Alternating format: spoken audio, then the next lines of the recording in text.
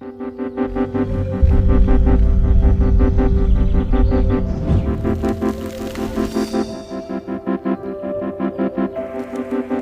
aira ki te Māori, ko te maramatua whā o te tau ka kia ko Mahuru, ko te whā o Mahuru rāne. Ko te whetu Mahuru, te tohu o te marama nei. Ka taka tēnei marama i te takiwā o te hepetema me te oketopa.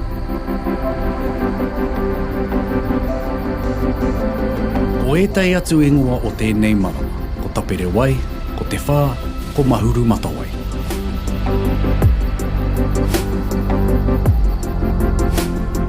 Koe nei te wā, kua pūmahana te whenua, ngā otota me ngā rātau.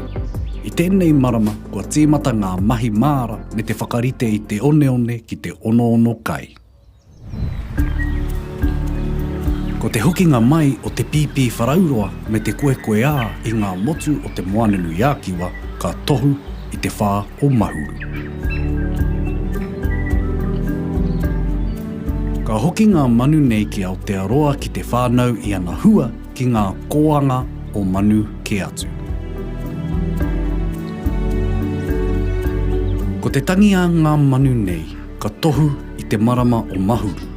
Nā ko nei i putai te kōrero, ka tangi te wharauroa ko ngā karere a Mahuru. Ki tā te Māori titiro, ko te tangi a ngā manu nei, ka tohu i te iwi, ki te kōkiri i ngā mahi whakarite māra kai, e pai ai te whakatō tipu.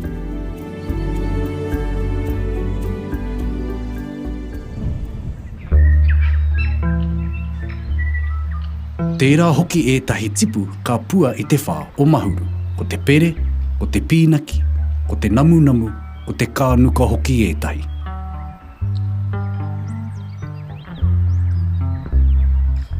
Ko tētahi o ngā tikanga o te marama o Mahuru, ko te mata o te tau. Ka haere ngā tohunga ki te ngahere ki te kato i ngā tipu hou me ngā pua hou. Ko ngā hua o te koanga i katohia, ā, i haria ki te tuāhu. Hei te ata hāpara kua karakea ngā tohunga me te tahu i ngā tipu hou hei whāngai ki ngā whetu heri kai.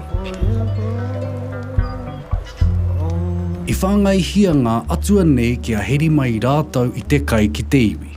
O tirā, kia matomato te tipu o te kai o te māra, o te ngahere, o te wai hei kai i te raumati.